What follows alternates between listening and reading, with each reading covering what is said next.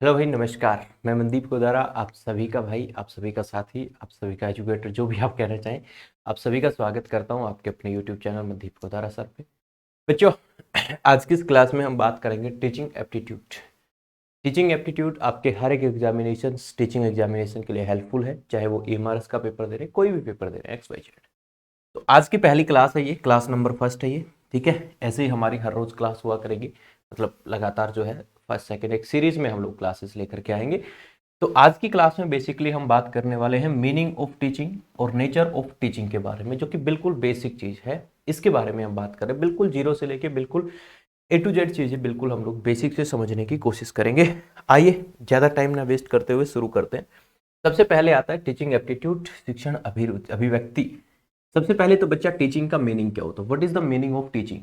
Teaching जो होता है बच्चा, शिक्षण जो होता है, शिक्षण का अर्थ क्या होता है? What is the meaning of teaching?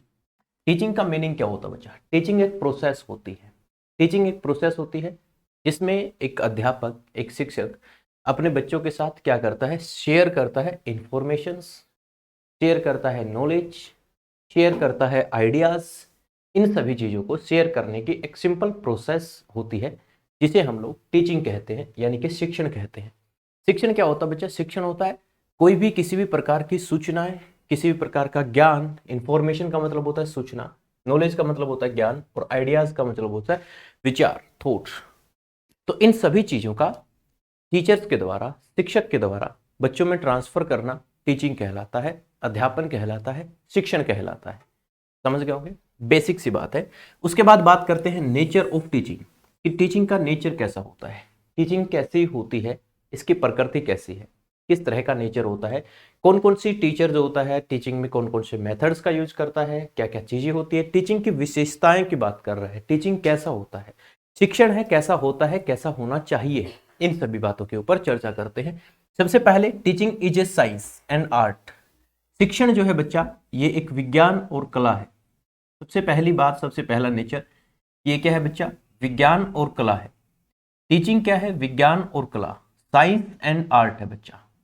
Art कैसे है सर? कला कैसे है? कला इसलिए है बच्चा कि देखो, अध्यापन करवाते समय जब हम बच्चों को पढ़ाते हैं, ठीक है, जब हम बच्चों को पढ़ाते हैं, जब हम टीचिंग करते हैं, आने वाले समय में आप भी अध्यापक बनने वाले हैं, तो आप भी जब बच्चों को पढ़ाएंगे तो आपके पढ़ाने का एक आर्ट होता है, आपके पढ़ाने की एक कला होता है। आप अपनी कला के अंदर फ्लेक्सिबिलिटी भी लेके आ सकते हैं, ठीक है। फ्लेक्सिबिलिटी, फ्लेक्सिबिलिटी का मतलब होता है लचीलापन। टीचिंग जो है बच्चा, इसके अंदर लचीलापन होता है, यानी कि आप अपने मेथड्स, आप अपने आइडियाज, ये अपने विद्यार्थी के अनुसार, छात्र के अनुसार बदल सकते हैं। इसी को बोलते हैं फ्लेक्सिबिलिटी।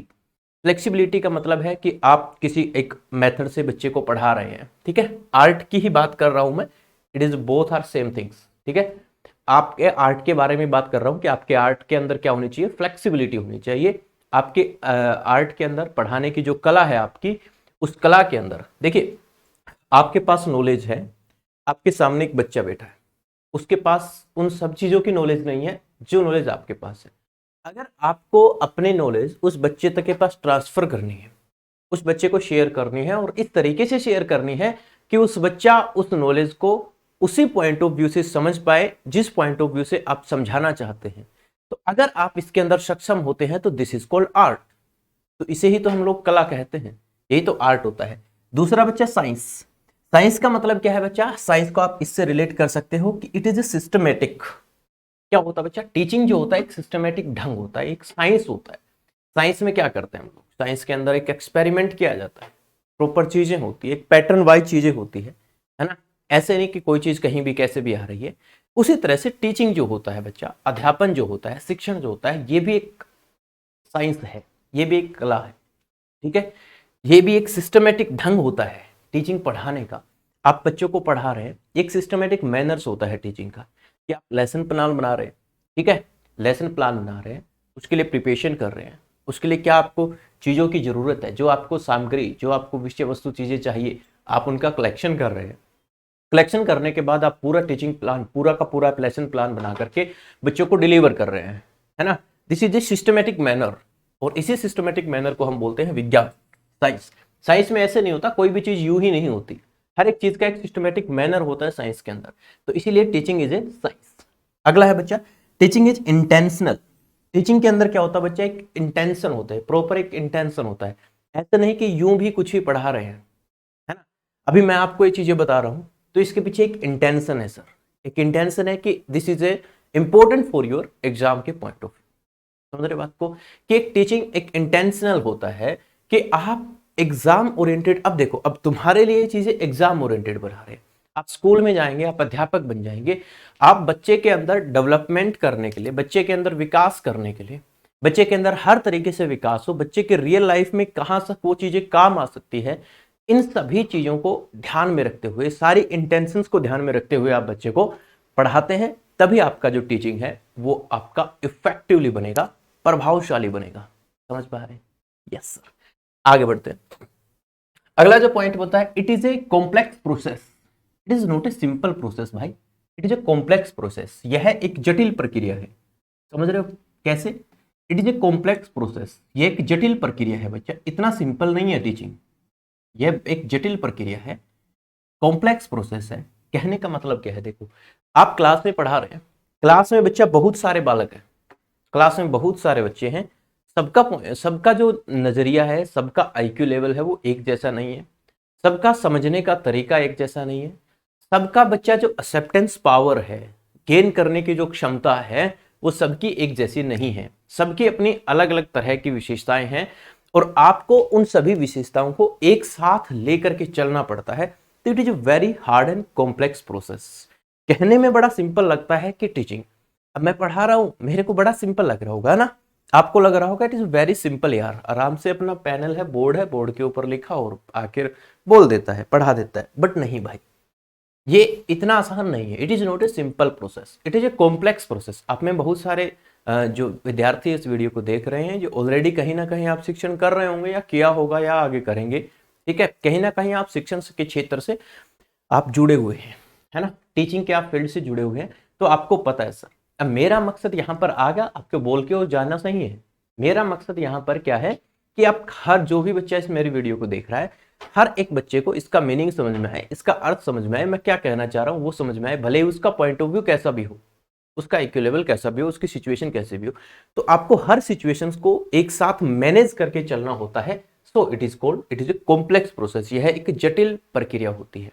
अगला होता बच्चा, it is A interactive process. Interactive होता बच्चा परस्पर आपस में जो क्रिया है, इंटरेक्टिव प्रोसेस होती है किस किस के बीच बच्चा, टीचर एंड स्टूडेंट के बीच, टीचर और स्टूडेंट के बीच इंटरेक्टिव प्रोसेस होती है, इंटरेक्शन होता है।